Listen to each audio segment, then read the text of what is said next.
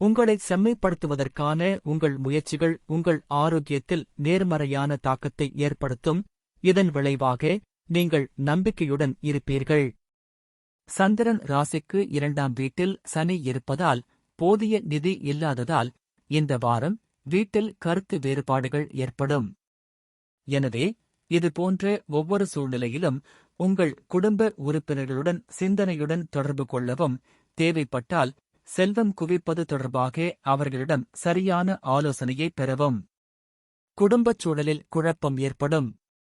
அத்தகைய சூழ்நிலையில் உங்கள் பிஸியான கால அட்டவணையில் இருந்து நேரத்தை ஒதுக்கி உங்கள் வீட்டு மற்றும் குடும்ப பிரச்சினைகளை தீர்க்க முயற்சி செய்ய வேண்டியிருக்கும். இருப்பினும் இது இருந்தபோதிலும் இந்த வாரம் முழுவதும் குடும்பத்தில் உள்ள மன அழுத்தம் மற்றும் பதற்றம் காரணமாக நீங்கள் மனதளவில் மிகவும் கவலையடைவீர்கள்.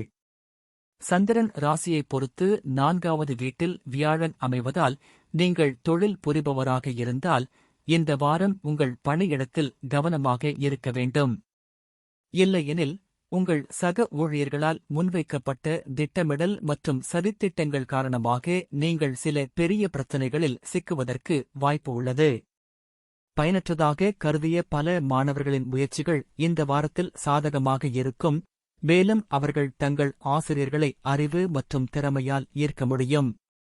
இது அவர்கள் வரவிருக்கும் தேர்வில் சிறந்ததைச் செய்ய உதவும்.